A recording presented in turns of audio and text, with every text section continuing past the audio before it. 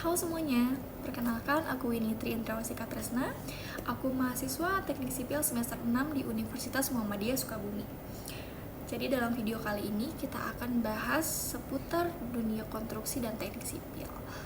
Salah satunya kita akan bahas mengenai jenis pondasi yang sering banget digunain dalam bangunan kecil sampai bangunan megah. Apa itu? Ya, jadi dalam video kali ini aku akan bahas mengenai pondasi sumuran. Apa sih pondasi sumuran itu? Kapan sebaiknya kita memakai pondasi sumuran? Dan bagaimana sih proses pembuatannya?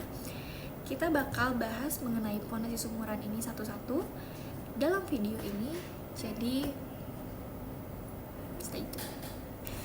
Oke, jadi yang pertama, apa sih pondasi sumuran itu? Sesuai dengan namanya, pondasi sumuran itu merupakan jenis pondasi bangunan yang terdiri dari susunan pipa beton melingkar yang dicor sehingga membentuk sebuah sumur. Atau orang-orang itu nyebut dengan istilah cyclop. Kemudian jenis pondasi sumuran termasuk jenis pondasi dalam yang biasanya digunakan pada konstruksi bangunan yang dilakukan ke arah vertikal. Makanya pondasi satu ini sering banget dijadiin pilihan untuk gedung dan bangunan-bangunan di kawasan pinggiran bukit atau berbatu. Contohnya kayak jembatan, apartemen, tower, rumah susun, dan ya masih banyak lagi. Kemudian yang kedua, apa sih jenis-jenis pondasi sumuran? Jadi jenis pondasi sumuran itu ada dua. Yang pertama itu ada caisson tertanam. Jadi caisson tertanam ini teman-teman adalah jenis pondasi yang ditanamkan langsung ke dalam tanah. Biasanya itu digunakan pada bangunan yang memiliki beban yang sangat berat atau pada tanah yang kurang stabil. Terus yang kedua ada caisson apung. Jenis caisson apung ini merupakan jenis pondasi yang dipasang di atas permukaan air, kemudian ditempatkan ke dalam tanah di bawahnya. Caisson apung juga biasanya digunakan untuk bangunan yang berada di atas air seperti jembatan atau dermaga. Oke. Kemudian, apa sih kelebihan dari pondasi sumuran? Yang pertama itu pondasi sumuran ini kuat ya dan tahan lama dalam menahan beban yang cukup besar. Selain itu, pondasi sumuran juga mampu menopang beban secara merata sehingga tidak terjadi pergeseran pada bangunan. Kemudian yang kedua, kelebihannya adalah tidak tergantung pada kedalaman tanah yang dimiliki. Ini menjadikan pondasi ini dapat dibangun di tanah yang memiliki kedalaman rendah atau di atas permukaan air. Selain itu, pondasi ini juga tahan terhadap gempa bumi dan cuaca ekstrim seperti badai dan angin topan. Kemudian kelebihan yang ketiga yaitu pembuatan dan pemasangannya cukup simpel, tidak memerlukan peralatan yang rumit. Maksudnya itu peralatan yang rumit itu kayak tidak terlalu membutuhkan banyak alat berat gitu. Kemudian saat dipasang tidak menimbulkan getaran dan minim suara bising sehingga tidak akan mengganggu sekitar dan tidak akan menimbulkan polusi suara. Kemudian yang terakhir kelebihannya adalah kedalaman tiang dan ukurannya beragam sesuai dengan kebutuhan sehingga cocok untuk tanah berlumpur, berbatu, atau terlalu lembek. Dan kemudian seperti pada umumnya di mana ada kelebihan selalu ada kekurangan. Di sini pondasi sumuran pun memiliki kekurangannya sendiri teman-teman. Yang pertama itu biaya pembuatannya cukup mahal ya dibandingkan dengan pondasi lainnya. Kemudian yang kedua, dalam proses pembuatan pondasi ini memerlukan tenaga ahli yang khusus agar tidak terjadi kesalahan pada konstruksinya.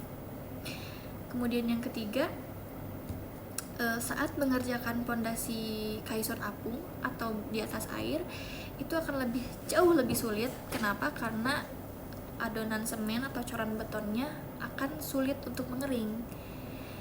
Kemudian yang keempat kekurangannya, semakin dalam tanah pemasangan pondasi ini akan semakin sulit. Karena semakin dalam tanah gitu kan, kita akan memerlukan lebih banyak atau membutuhkan alat berat gitu.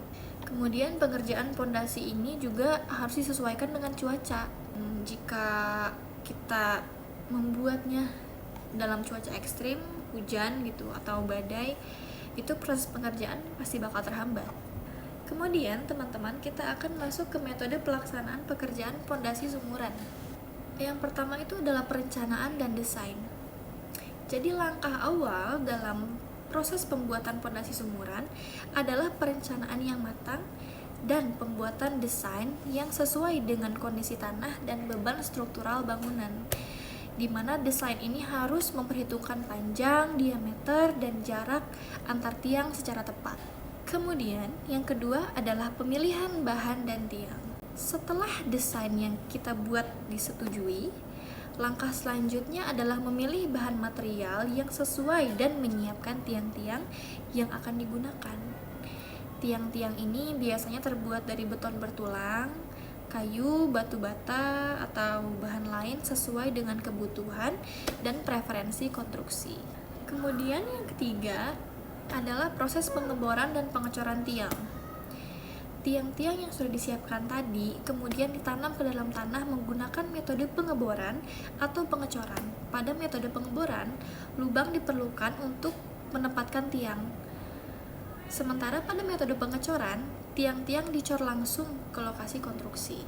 Kemudian proses selanjutnya adalah penguatan dengan tulangan. Itu pun jika diperlukan ya. Jika kita menggunakan bahan material beton. Jika menggunakan beton bertulang, tiang-tiang pondasi kemudian diperkuat dengan penambahan tulangan baja untuk meningkatkan kekuatan dan daya tahan terhadap beban. Selanjutnya ada penutupan lubang atau pemotongan tiang. Setelah tiang-tiang terpasang dengan baik, lubang-lubang di sekitarnya ditutup atau tiang-tiang dipotong hingga sejajar dengan permukaan tanah. Kemudian setelah selesai, kita akan melakukan pengujian kekuatan dan kestabilan. Sebelum melanjutkan tahap ke proses pembangunan struktur bangunan di atasnya, pondasi sumuran harus diuji untuk memastikan kekuatan dan kestabilannya. Pengujian ini melibatkan pemeriksaan visual serta pengukuran dan pemantauan terhadap setiap tiang pondasi. Jadi teman-teman, pondasi sumuran ini adalah salah satu jenis pondasi yang efektif untuk menangani berbagai kondisi tanah dan beban struktural. Dengan menggunakan rangkaian tiang yang ditanamkan ke dalam tanah, pondasi ini mampu memberikan kestabilan dan ketahanan yang diperlukan untuk menopang beban di atasnya. Dengan perencanaan yang matang dan pemilihan bahan yang tepat, kemudian pelaksanaan konstruksi yang cermat, pondasi ini menjadikan solusi yang efisien dan handal untuk berbagai proyek konstruksi. Jadi seperti itu teman-teman, sedikit banyaknya yang bisa saya jelaskan mengenai pondasi sumuran atau pondasi cyclop ini. Saya masih memiliki banyak kekurangan, saya juga masih banyak belajar. So, terima kasih sudah klik video ini dan menontonnya. Sampai bertemu di video-video selanjutnya. Bye-bye.